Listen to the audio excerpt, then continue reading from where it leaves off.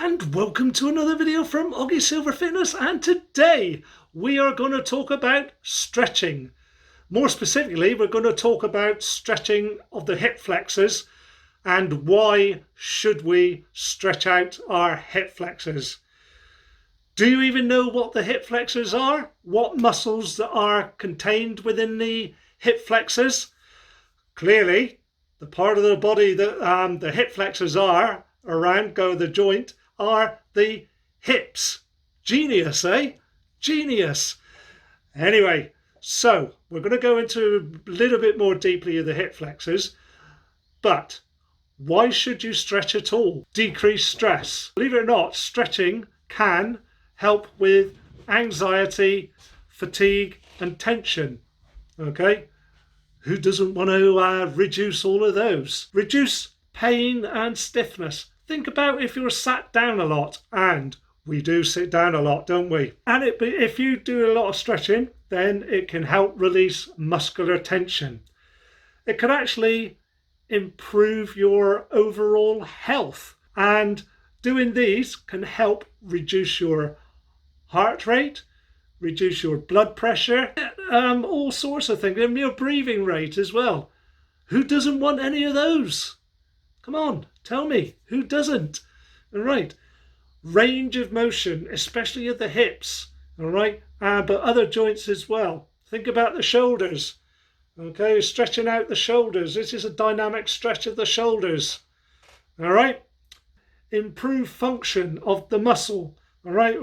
When we're sat down a lot, we have poor, it affects our posture, but also if you do any exercise or even just walking, if you stretch a lot, then it may reduce the risk of injury. Again, who doesn't want that? And if you do some kind of sports or walking or something like that, then it can even improve your performance.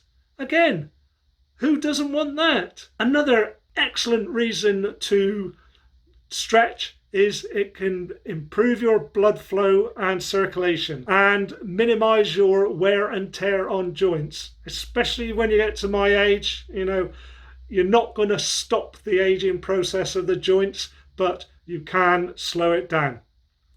And finally, improved quality of life. And who doesn't want that? Just daily activities, whether it's housework, gardening or anything like that. So those are 10 reasons why you should be stretching. Okay, so let's dive a little bit more deeply into what the hip flexors are. Let's talk a little bit about the anatomy of the hip flexors, or the muscles around the hips. There's a picture up here or there somewhere, right, that shows that there are many muscles around the hip.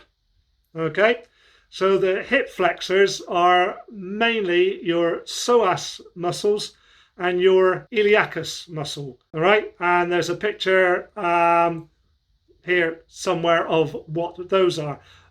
There are the others as well, but let's talk about the anatomy and so how we move the hips. Okay, so there's two main movements for muscles, right, or joints, right, and that's flexion and extension. So the movement of the hip, okay, for most joints, all right, and I don't want to go into too much detail, all right, but there is a thing called flexion and extension, right. For the hips, flexion is when you lift it up, so that is flexion. When I bring it back down again and even go backwards to behind me, that is extension. All right, and it's obviously the same both sides. So flexion, extension, flexion, extension. The muscles that are involved, right, when you're flexion, okay, to bring the hip upwards, is the iliopsoas. Okay, so part of your hip flexors. And when you bring it back down again, okay, it's your glutes, right? Basically your backside, your bum muscles. So what do you think it is? What are we permanently in when we're sat down? Okay, so my hip is now at 90 degrees, so it's my iliopsoas. But like I said earlier, it's scrunched up.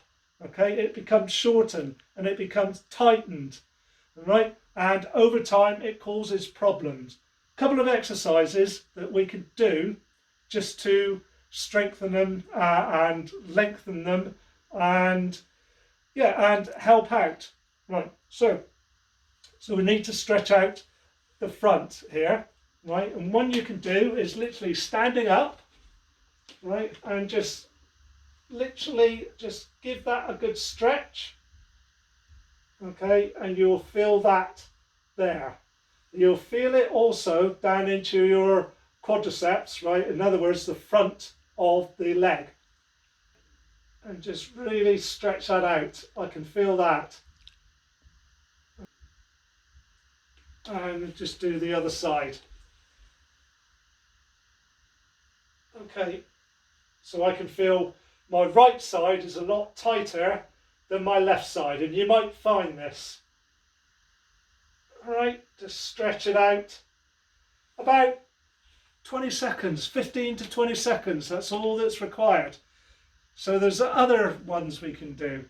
All right, so even if you just grab hold and see I'm putting my knee behind.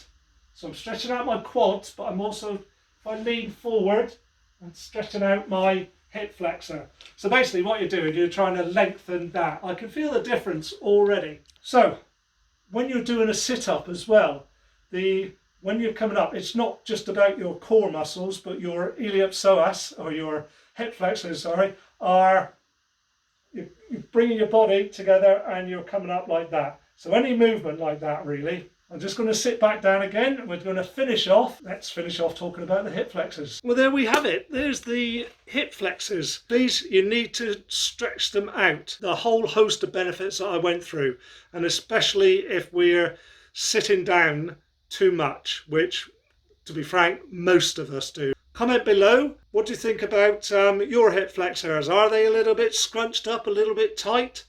Do you stretch them out at all? All right, especially when you're working.